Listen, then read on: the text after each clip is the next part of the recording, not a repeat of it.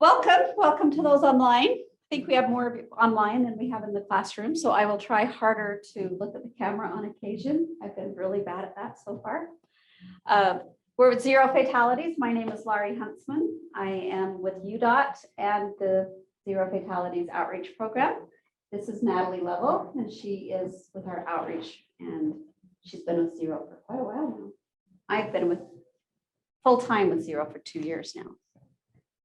That's my story. When I first started at UDOT, I was in traffic and safety, and a big part of my job was just documenting, making graphs and charts and reports about fatal crashes for the engineers, and it got a little depressing. And so I asked my director if there wasn't anything positive I could do with my job. And so we talked about it and decided to get involved in Zero Fatalities. And so I helped with Zero Fatalities part-time with that job in order to keep it from being such a depressing job. Another reason I am so passionate about Zero Fatalities is because in my lifetime, I've lost 23 friends and family members to car crashes. And I wanted to do something about that. It's not good news to get for any of us. And so that was my real drive for Zero. And I just happened to work out that I was able to get involved with it all the time. And so that's kind of my story and why I'm with Zero.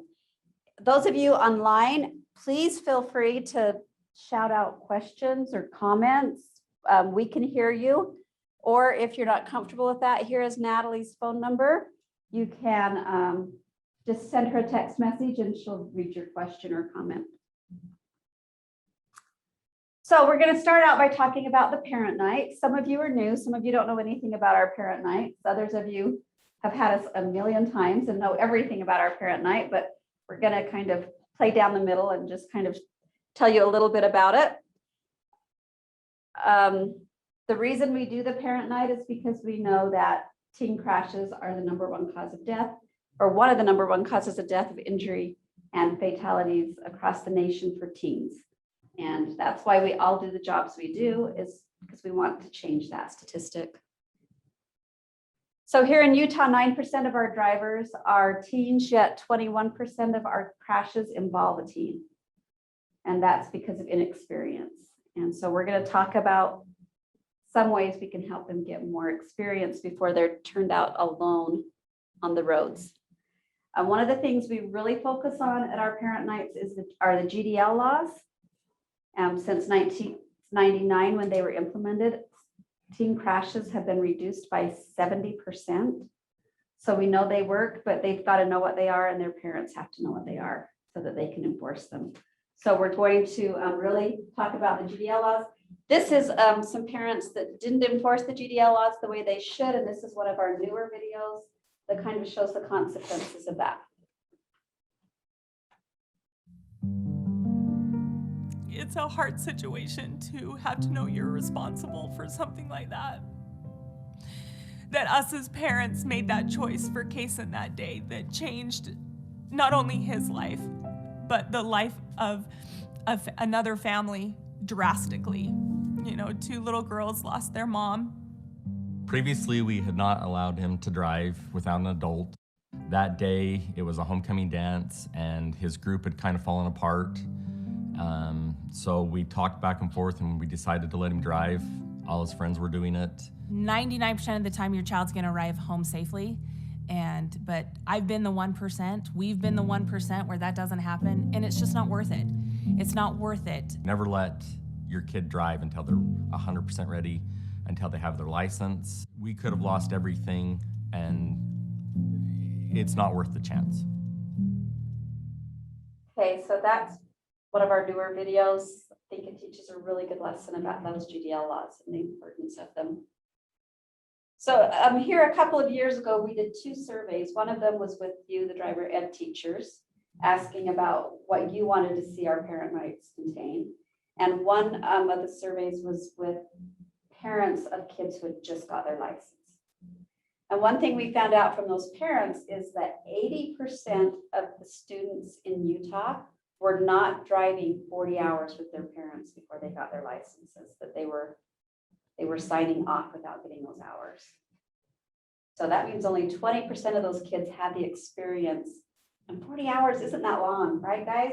I mean, think about the last time you started a new job. After 1 week at work, were you ready to conquer the world, take on the company, run things? No. And 40 hours of driving is not enough time for them to have the skills and the confidence and the practice they really need. So let's make sure they get at least those 40 hours. And we want them coming to you as driving teachers, knowing something. You all know about those kids that show up and they've not been driving, right? You like, oh, have you ever been behind a wheel before? Right? We have those. And so we wanted to find ways to help the parents feel more confident, because the things that they said is A, it was just too dang scary, I couldn't do it. Or B, I have no idea what to teach them or how to teach it. So we tried to come up with ideas to help them with that 40 hours of driving experience before they get their license during that learner's permit time. Because we all know that the highest chance of a teen getting in a crash happens in that first year. And we know the parents are key.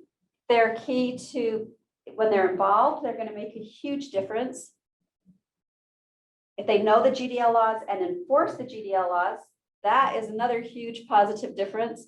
And then we need them to be setting the example. One thing I ask the parents at my parent nights is, how many of you want your teen to drive just like you do? Guess how many hands go up? Not very many, maybe 1, 2, 3 hands I get up. And the rest of them, usually the team looks at them and they just laugh and shake their heads like, yeah, right. I think that parents at that point realize they really do need to be a better example. So we partnered with CHOP, the Children's Hospital of Philadelphia. We all know them. They're the experts for teen driving, right? So we partnered with them, and they have these, oops, I did not mean to do that. Let's go back. They have these fabulous videos that help teach the parents how to teach their teen. So the idea behind it is that the parent and the teen watch the video together.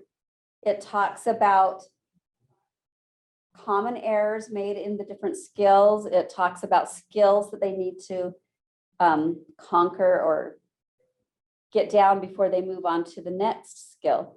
And it has an activity. So after they watch the video, they go out, they do the activity, they practice the skills. When the parent feels like they've really mastered these skills, then they can check it all off, and then they can go to the next video and get that help for the next skill. So they start off in a parking lot with paper boxes, and they go around them and they pull up to them and stop, and they park between them and kind of learn the skills there.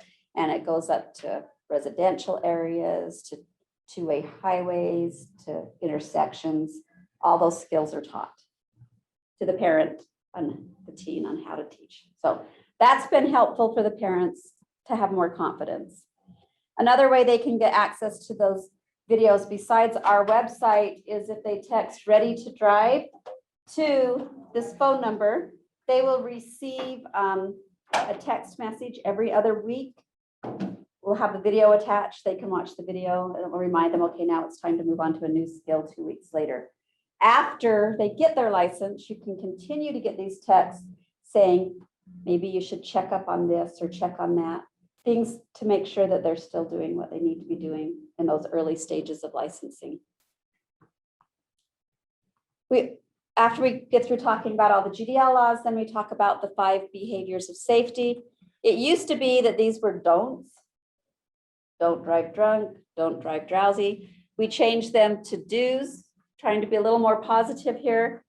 And we take a few minutes to talk about each of these behaviors and really drive home what they can be doing to make their driving experience a successful driving experience. We've added this new video to the distracted section recently. It's a pretty impactful video. Let's go ahead and watch it.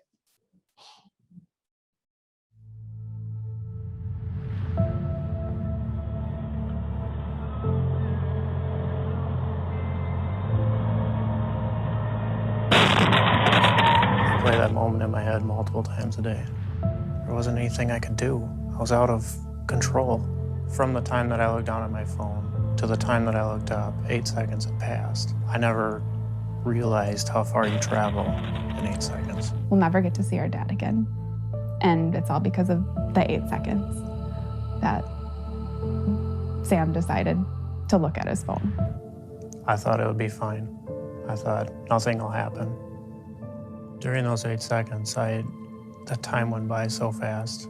I traveled a lot farther than I ever thought I would have. I looked up just before I hit the vehicle, and my truck went right on top of his car that he had and pushed him all the way through the intersection. And I got out of the truck as fast as I could, and I ran back to the car. And it sank in fully that it was too late. This can happen to anybody. All it takes is one poor decision. Every time I hop in my car, I see people driving distracted. And I mean, I just want to stop the person and shake them and tell them, do you have any idea what you're doing right now did to my family? Do you have any idea what that did to my family and what you could do to someone else's?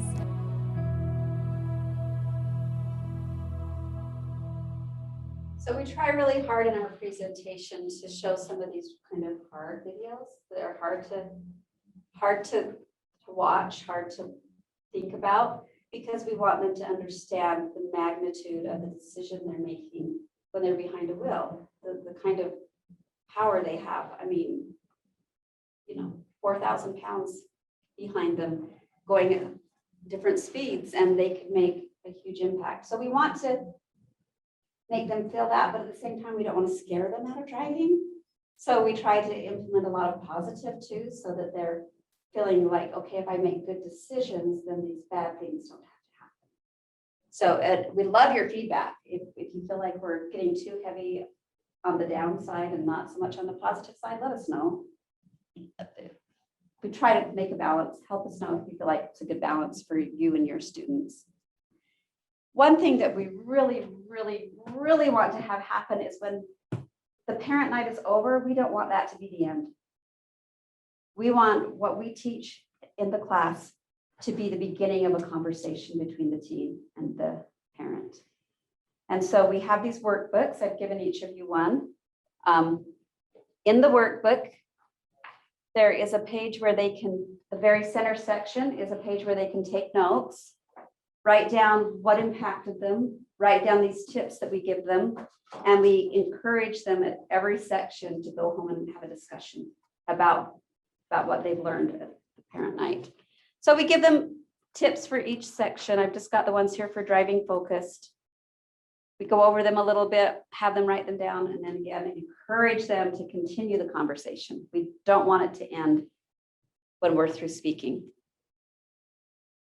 Then we reinforce the GDL law that goes along with each behavior at the end. These are some comments that some of the parents have made. These are unsolicited. These are ones they've sent us. You can see that they really feel like it's beneficial, that it's worth their time. A lot of them come unhappy to be there.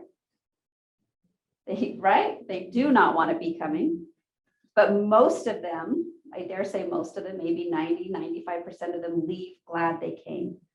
And probably the number one comment I get is everybody should have to watch this class every couple of years to be reminded of what happens behind the wheel and what we all need to be doing.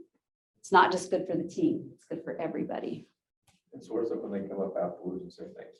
Yes, it is. It's, you've made an impact. You can see it on their faces when they see these stories. You can hear it when they all gasp at once when something happens. But yeah, it definitely is awesome. Now, we prefer that you do your parent nights live, if at all possible. We all know the impact of live. We all know that when we do virtual meetings, we're not fully engaged. So we really encourage you to go live. And we kind of want to quit doing the virtual. We'd love to be able to quit doing the virtual. We started it because of COVID. We continue it because of all the online classes. But we do have a couple of schools that are online only schools. that still will have us come and do like a Truck Smart and a parent night. They're required to come one day of the entire course. And the rest of it's online. So that's still an option even with online classes, but we do offer the online. And this is how you get to the online. You go to zerofatalities.com. You click on this parent night icon. This is a little bit glitchy and slow with this computer. I don't. The website isn't as glitchy as the weird screen. No, recording on it is the not. makes it look- So you get to that page and you're going to scroll down and it's going to first give you the in-person presentation schedule. So if you have a live event and you have some students that can't make it to your live event, they could come here and they could choose a different school to go to that's nearby them in those bigger areas where there's other choices. And if they really can't make it to a live night, then the virtual option is there. They just have to click on the date and time they want to attend and download the workbook, and then they can do it from home. And we're going to talk a little bit more about how that all works. So we want to have a discussion with you guys. We want your input, let us know your feedback. We want to know how you feel about things. First of all, I want to make you all aware that there is a Spanish presenter. If you have a lot, or a few even, people whose parents don't speak English, they only speak Spanish, you're welcome to request him to come with us. Brent does that every time. Yeah, and he does a good job. I mean, we don't know, a lot of my Spanish speaking parents still want to go to the English one, but they want to go always like it. So. Yeah, Martin's great. Martin is great. So just request him. Usually we do your parent night like in an auditorium, and then in a small classroom to the side, we'll have the Spanish option for those who want to do that. And there's Spanish workbooks, go with it. So just know that's available to you. In order to encourage you to do live, I mean, if you feel overwhelmed by doing one every month or one every 6 weeks, a lot of schools combine where they do it at one school and then 6 weeks later they do it at the other school, and they just kind of take turns, and then they only have to do half as many, the teacher does. So if that makes things easier for you, that's an option. We've also considered maybe renting out some big venues like the Davis Center or the Mountain America Expo Center or some places like that, where we could have several schools from the area all come at once. If you think that's something you'd be interested in doing, that would make it easier for you. Let us know that. Really, we're here to make it as easy on you guys as possible. That's probably for more of the online people, where you guys are more of the smaller areas, more rural areas. Yeah. Another thing we want to talk to you about is, because we're offering so many tips to the parents about that 40 hours of driving, we really want these parent nights to happen as early on in the learner permit as possible. We have one school district that actually requires that before they can take driver's ed, they have to take the parent night. So they hold the parent night about 3 times in their district, or 4 times during, I think it's 4 times during the year in their district, once every quarter. And then when they sign up for driver's ed, they have to show that they've got their learner's permit and that they went to the parent night. That's one way to get it a little earlier on. Another way is if we can try to schedule them your first week of class rather than your last week of class. Just the more time the parents have this information, the better.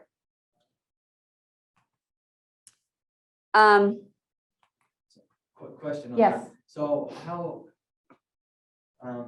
when it comes to most of those couple schools that are requiring it before they, There are some of our smaller schools that only do before and after school, so it's not going to mess with scheduling. but has it had a good Oh. positive reaction to it? Yeah, no problem. In fact, the one they do in the spring, there's usually a lot of ninth graders at that one from the whole district. All that, they want to get it done. They want to get it done before they turn 15. And then So they just have them sign in. they have them sign in and the teacher has a list. Now, if you want us to, in one of them, somebody requested in the last one, if there was some way we could figure out how to do certificates so that they would have a certificate proving they went to a live one, that might be easier for them. So we'll look into that, see if there's, that they can take a picture of a code and then we'll create a certificate off of it or something. we'll look into something like that. I like that They idea. have Photoshop there too. I would just say that's the hard part. I don't know, we just have to come up with a way that like, they actually have to attend. Yeah, Instead of treating the system is what he's talking about. yeah, like put their name, Photoshop their name over the top of somebody else's name. One thing about the certificates that we have now is that each one of them has an individual code on it. We could even do like a simple pull-up banner at the presentation where they have to take a picture with their parents, a selfie, or I don't know. And it There's would different say, things we it can would say talk where, about. you know, like Hunter High School, April 12th. And then I take a picture in front of that for proof that they were there, and they can send that to you digitally. We've thrown some ideas like that around, and we're open to your ideas.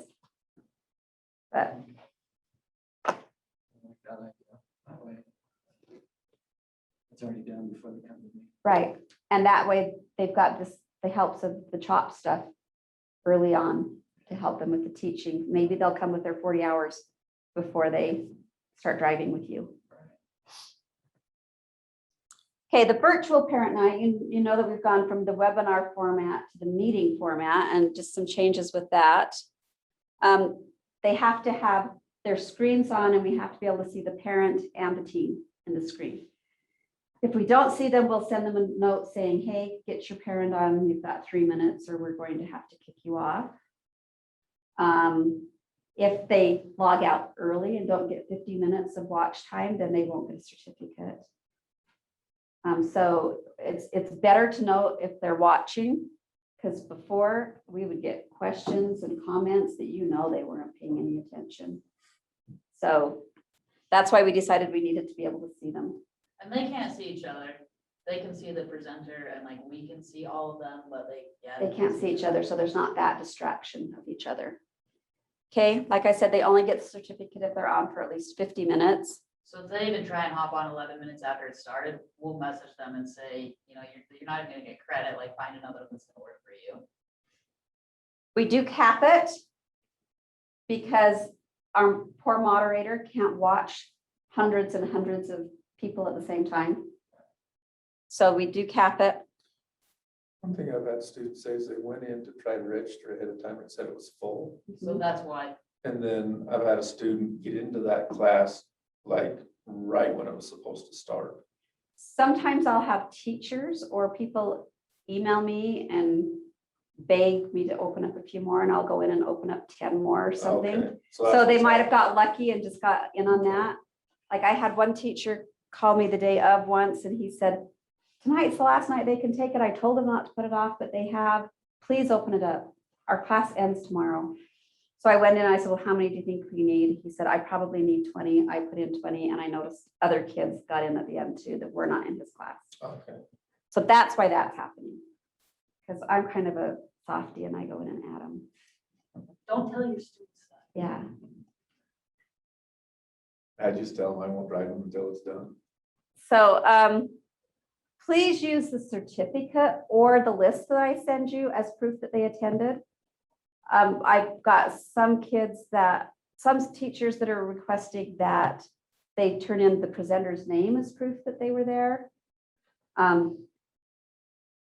And literally that just makes a lot of emails for me because I didn't catch we didn't know we had to turn in the presenter's name. And so I didn't catch it, or can you tell me who it was? And if they were paying attention, it's on the screen 5 times during their presentation. But if they honestly didn't read the assignment till afterwards, they may not have been paying attention. So I check and make sure they were really there for 50 minutes, and I send them the name.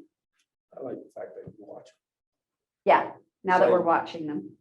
After the kids had moved on, I got stories all the time that they just turned it on and clocked in and then walked away. Yeah, And there was no parent that was even checked into what was going on. and we knew that was happening. We knew that was happening, and that's why we kept trying to find a new solution. And so when Zoom came up with this option, because we knew that if we had 150 of them that they could all see each other, it would just be chaos. Nobody would be paying any Yeah, Zoom attention. only launched this option like Yeah, 2 months They ago. just look, Which this was funny, option, 'cause that's when we were wanting it.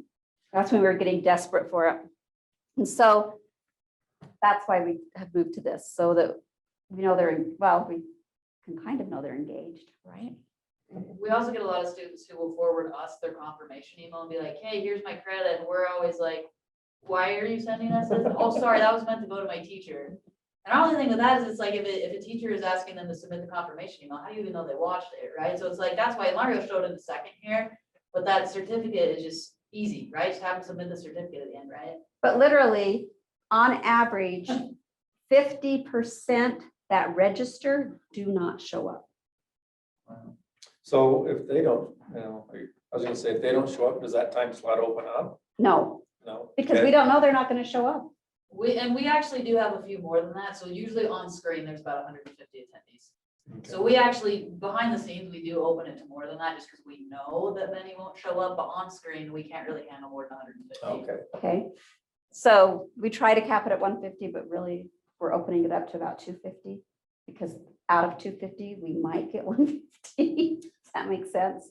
But I mean, if you guys can just ask them, please don't register if you're not gonna go on, because it makes it so kids can't get in. And if you're doing live, don't even let them know that the webinar is an option. A lot of teachers are like, well, wouldn't my student just pick a webinar? Well, they're not gonna know about it if you don't tell them, right? So just don't even make it an option unless they really can't. If find they one come that's to in. you and after yours is over and say, I couldn't get there, my dad had to work, whatever, then say, well, this is an option for you. But yeah, let's not tell them about it in advance and make it so that that's what they want to do instead. So when they go in and register, unfortunately, Zoom sets up these fields that get filled out. We cannot change what they say. It's going to say first name, last name, and I can't add to it. So that's why we have these instructions up here that say, please put the student's name in, but the parent's email in. And the reason we want that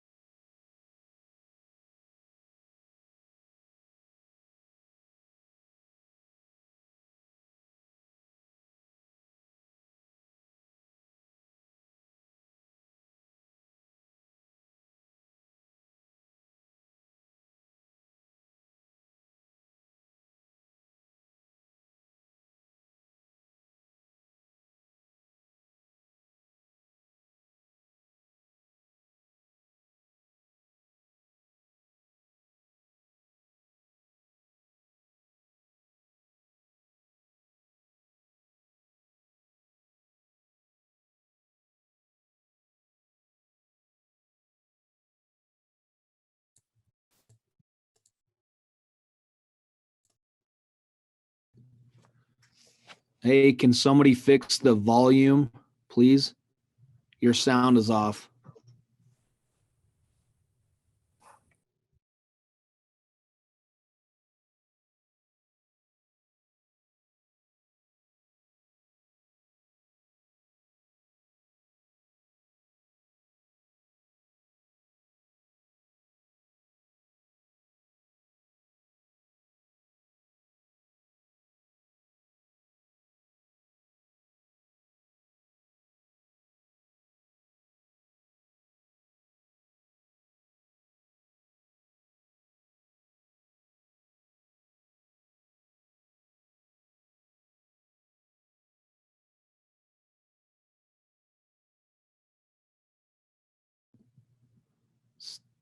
Still not working.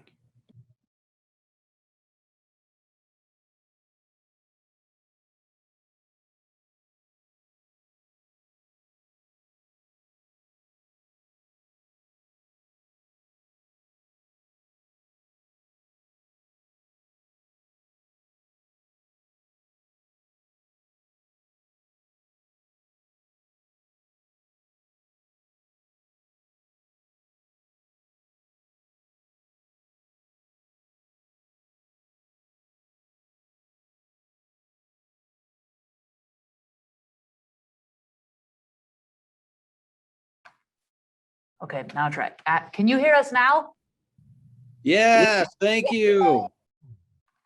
Thank you for letting us know that we went silent. We had no idea the microphone was not being detected anymore. We thought you were doing the Braille version. We were. You didn't see my sign language? So we have this drive time tracker that I just, I get that. I get that on the road though. I get the sign language on the road. How many fingers? the one finger salute. Usually just one.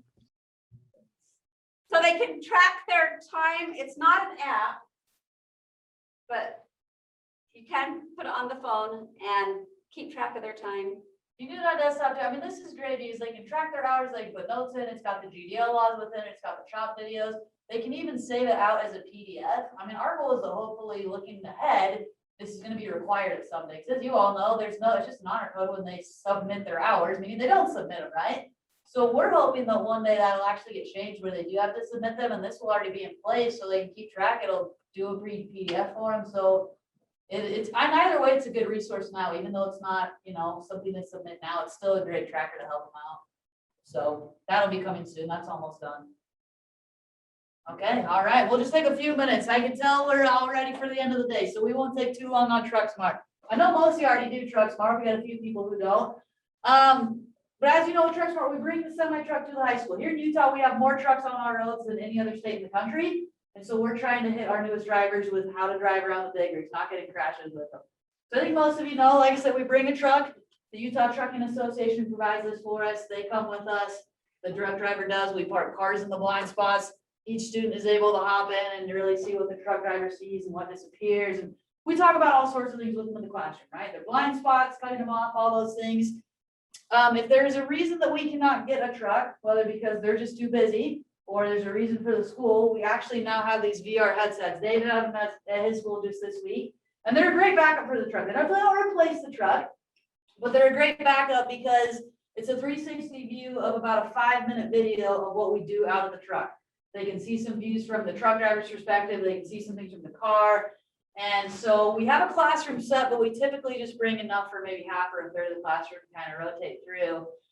And we actually have them here if anybody wants to stay after and see the clip, we're happy to put that on. But it's a great backup option. We've also updated the presentation. So the Parent Night presentation was updated last summer. The Truck Smart presentation was updated about a month ago with all new graphics and videos and a lot of really good things. And in the past, we basically just had 2 really identifiable rules and kind of a bunch of tips and info. And now we've actually made it so there are 4 rules that just go together that they can remember. And so one of them, I think everybody's familiar with, can't see me, I can't see you for the blind spots. That one's been around for a couple of years. We've added rule number 2 for turning. It is true though. Trucks turning, stay back to stay safe. And then rule number 3 for how much distance and space that they need. And I love this visual right there showing where they should be and really how much space they need to leave for these trucks. So trucks need space no matter the pace. And then the last one that's been around for years, right? 2 lights in the mirror, steer clear. And we actually have wall boards for each of these. I'm sure you saw it at our booth. So before you leave today, if you want one of each of these for your classroom, please grab one. We've got them out there. So now there's just a distinct set of rules to go with the TruckSmart presentation. So before we jump into what the online modules are, I want to show one of the online module videos. It's just a couple minutes. And this is really cool because a lot of these graphics in this and videos, we actually have in our in-person presentation now too. So let's just take a little bit look at this. Last time we talked about the difference between trucks and passenger cars on the road. Now we'll get into how you should drive when you're around big rigs. Trucks don't have rear view mirrors on their windshields. They rely fully on their side mirrors. In bad weather, those mirrors could be blurry, foggy, or just plain useless. See the car? How about now? In bad conditions, if you're not using your headlights, your car can be invisible to truck drivers. Have you ever heard of no zones? They're the 4 large blind spots all around a semi-tractor and trailer where truck drivers have limited or no visibility. This driver can't see any vehicles in his mirrors. But this is what could potentially be around his truck and trailer. As a driver, you need to know when you're in one of these 4 blind spots. The right side no zone is the largest of these blind spots and extends up to 3 lanes from the truck. This is why you should always avoid passing trucks on their right side. Drivers that are in these 4 no zones contribute to most of our state's truck-related crashes. Stay out of a truck's blind spots whenever possible. So, how can you tell if you are in a no zone when you're driving? Follow this rule. If you can't see the truck driver's face in their side mirrors, they can't see you. To drive safely around semi-trucks, you need to see the driver's face and be able to make eye contact with them.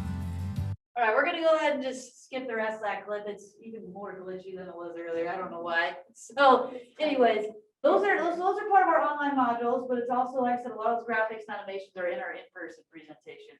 Now, really quickly for the online modules, this is perfect for those schools that are fully online and cannot have a TruckSmart presentation. We've basically taken the 1.5-hour TruckSmart presentation and condensed it to like a 20-minute online assignment. So if you go to our website, trucksmart.utah.gov, there's a page that says, how TruckSmart are you on that? And there's actually a paper quiz too that you can use in class. We actually recommend for a lot of teachers that they use it as a take-home assignment. So they'll go home, have the parents take the quiz, you know, turn it in, and they can use that as an assignment just to get that conversation further. But if you go to that website, just really quickly running through this, you'll go to the How TruckSmart Are You page, and then you'll click on the button that says View TruckSmart Course, and bear with the even worsening glitchiness. There's a spot that says Log In to enroll. It should only pop up once when you actually click on it. But you will have to put in your email, and then they will need to register, and that's just because so it can keep track of their score and it can even email it to you. So they'll just need to put in their email and a password. Same thing, we do recommend they don't use a school email just because oftentimes things get blocked. So if they can use a personal email or a parent email, that'll work better. And then when they log in, they'll just click on Start Course. And as you can see, there are 5 modules. So each module is just a video that's anywhere from 1 to 3 minutes with a question. And then at the end is that exact same quiz with the 20 questions on it. And just like the webinar or the winter driving course, they'll actually get a PDF certificate that they can just submit on Canvas or whatever, showing that they completed it. So this is a great assignment. You just post it on Canvas, say complete this, turn in the certificate, and just very, very, very simple to use online. So I've got Laurie's contact info up here. If you have any questions moving forward or any, ways that you think we can get more involved in your school or more feedback, or of course scheduling, lhuntsman@utah.gov. She also has her business card up here. Feel free to grab those of you in person. But we just love to make it easy to come to your school. So if nobody has any questions, whether online, feel free to shout out, or our friends here. We will let everybody take off at least a couple minutes early for the day. I grabbed some wall boards on the way out though. So if nobody has online, feel free to interrupt. Otherwise, kumbaya.